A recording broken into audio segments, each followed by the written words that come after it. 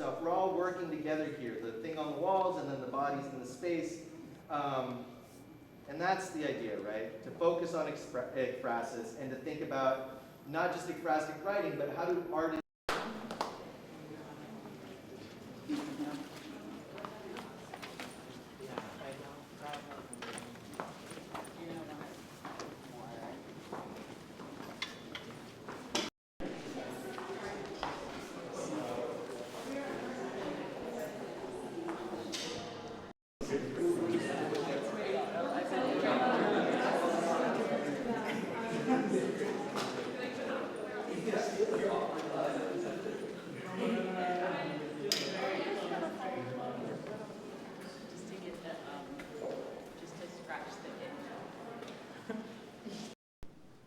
Look at me with your eyes. You will see I'm all the things you are. Sophisticated animal. I carry history and futures. I hold the recipes of my culture. I know the name of my people's medicines. Talk with me. Talk with me with your heart and your tongue. Talk with me like we're sisters.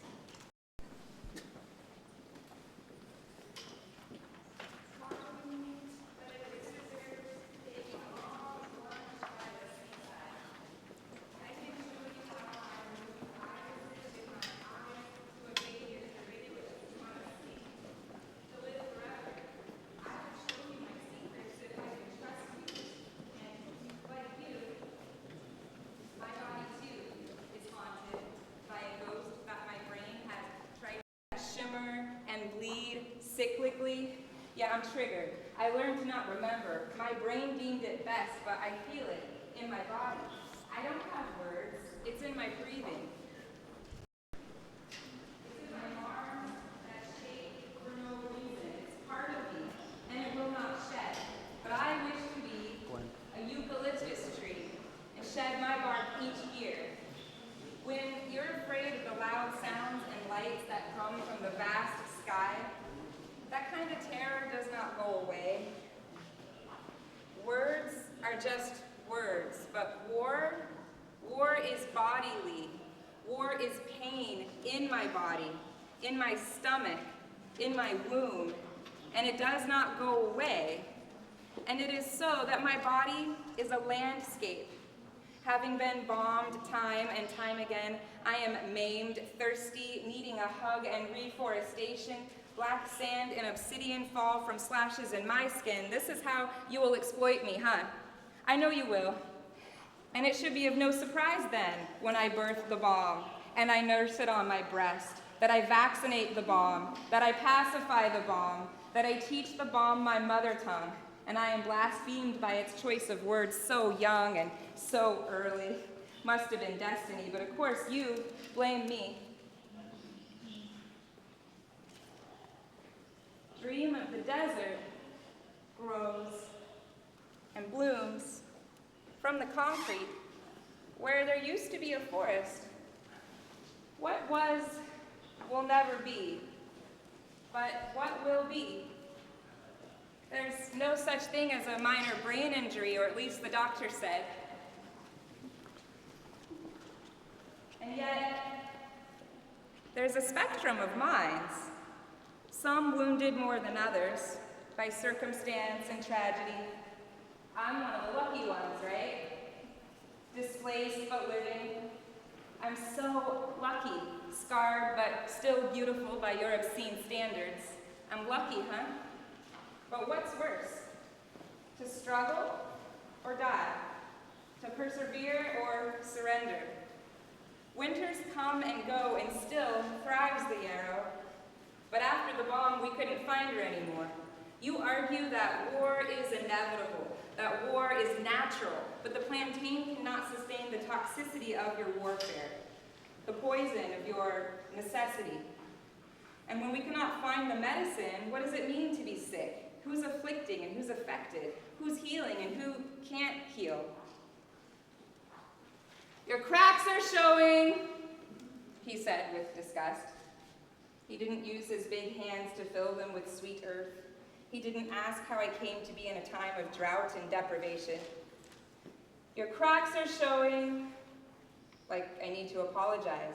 hustle to hide my cries for help, like I need to step up my game in the grind, the facade, the fantasy of what a woman is, or what the earth is, or what love is, or what ownership is, or what life is.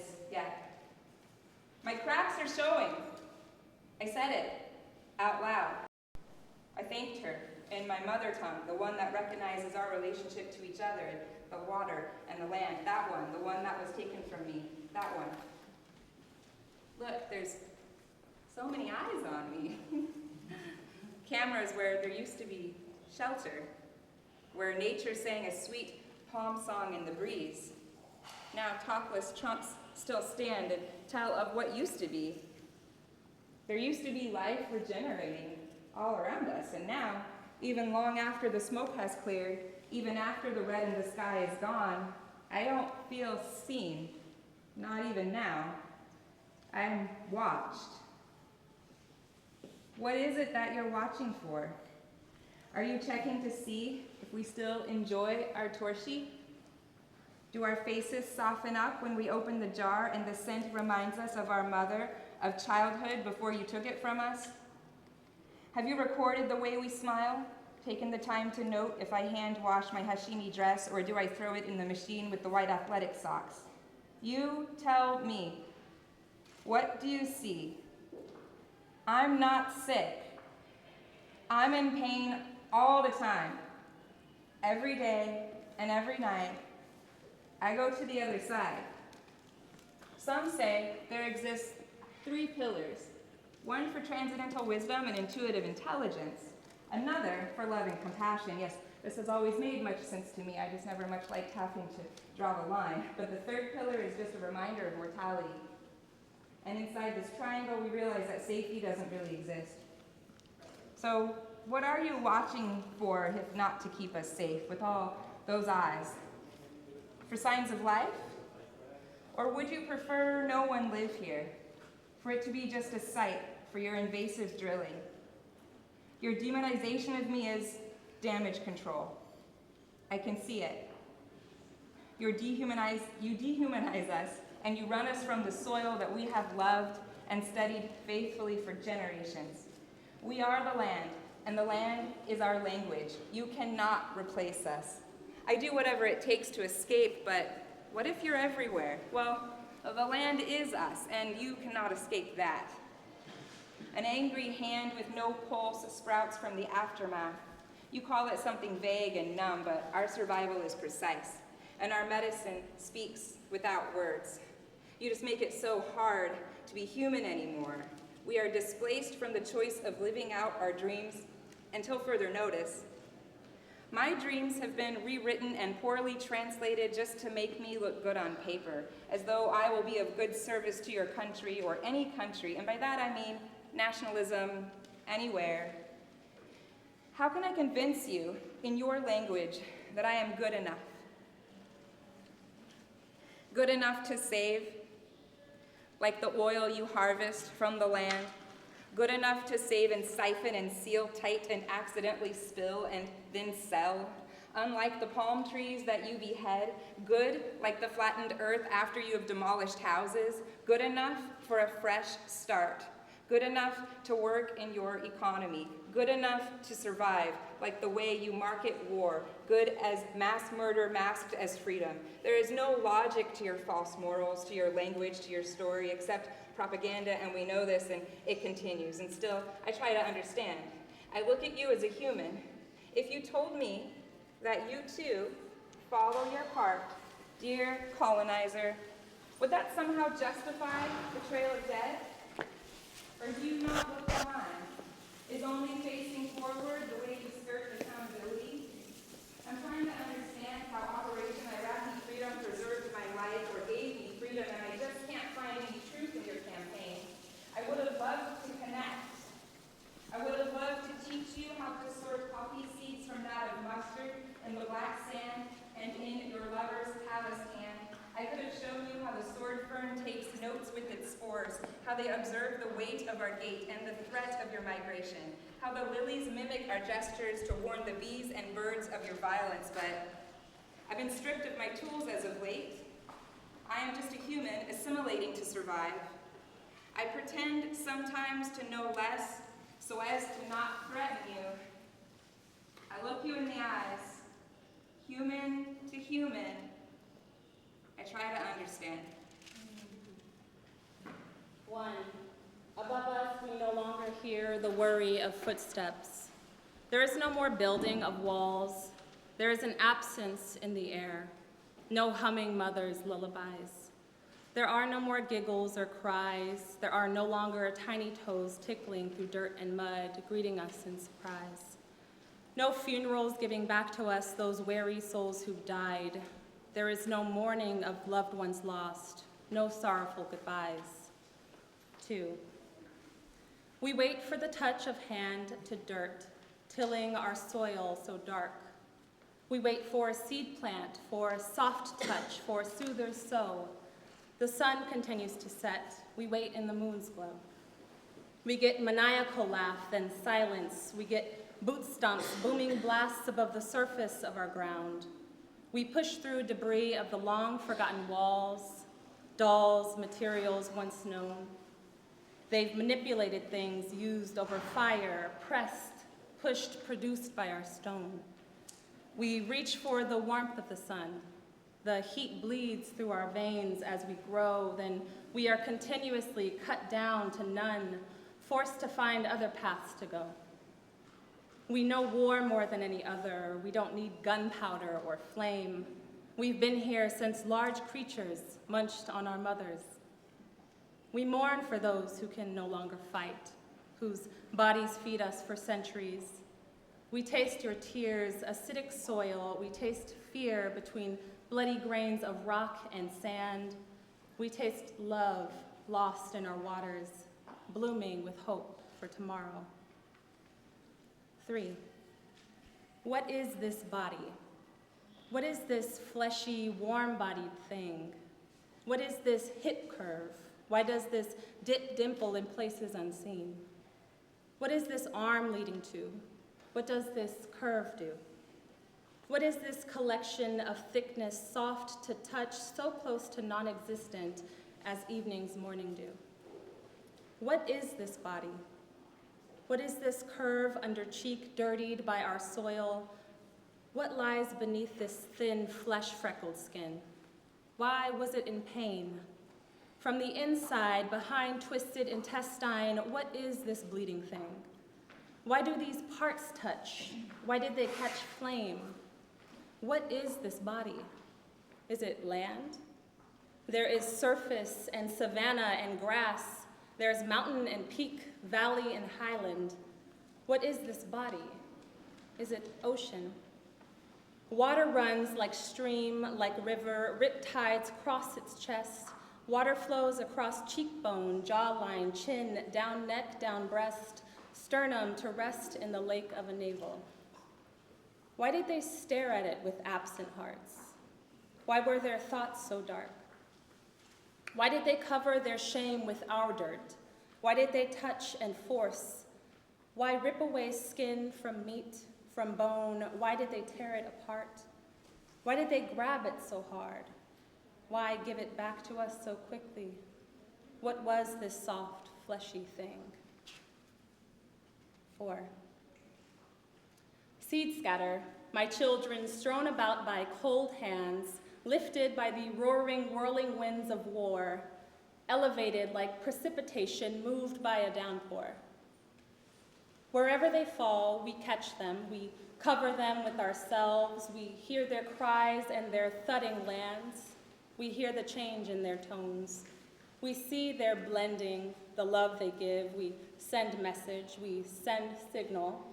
We want them to know they're not alone. Calls come from far away, connected by root matter. Water carries memory, carries message, carries devastation, carries cure, carries love, we hope. We think about all that we carry. What are roots but streams of message? We are plant, we are life. What are roots but tethers to this land? What are roots? What are roots? What are your roots? Where do they reach? What do they carry? Do your roots carry heavy things? Not secret, but knowing things. Do they carry more than blood, metal, bone dust? Have your roots been torn, ripped, manipulated? Have your roots been discovered, named things unrelatable and strange? Ours have. What is left for us to claim but our seedlings roaming about this land? 5. There's an echo that aches through the trees. There's a screaming cry that bleeds from the sky. There's the haunting play of children on the wind. There's a story with every sunrise. There are memory howls on the horizon. There are calls from past mothers. There are eyes spying on every other move of the innocent. There are marbled roads of tomorrow. They are waiting for those ready to face uncertainty. They will not find us if we cannot see.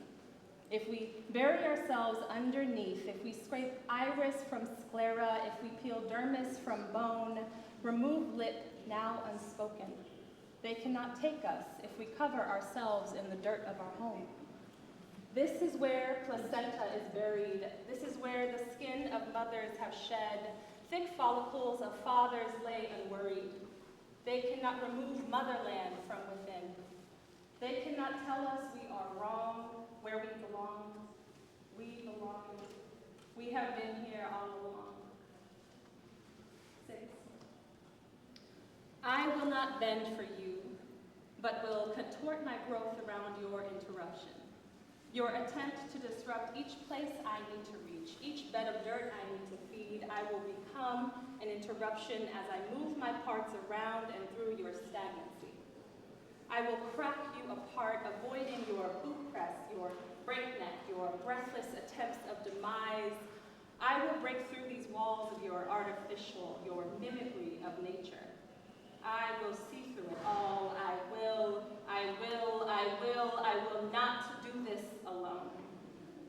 We have been on this path for so long. Eventually, you see, we will reach higher than you've ever known for that warmth from our sun. It will bleed through us again, and we will claim back the names you have tried to erase and name. I have tasted lip. I have licked corner of mouth. Sharp teeth have grazed this tongue. When saliva enters me, do I become something else? Do I change on a level unseen? Don't I still belong? You cannot tell me to go home. Where is home but here? Are we not all earthly organisms stitched to a planet 92 million miles from the sun? We breathe the same air, poisoning our lungs, poisoning our streams, poisoning our xylem. I may not ask, but we belong. We are plant. We are people. We are ancestral pride. You cannot tell me to leave, for this is where I am inside. I am scattered seed. I am deep root. I am birch tree. I am entwined vine. I am planted weed. You can try to pull me. My roots are me. Though if you manage to lift me from where I am, if you manage to rip me away, if you manage to eradicate, to amputate, as you've done in your past, separate seed from seed, I will scar the spot, this home, my signature, in a language you can read.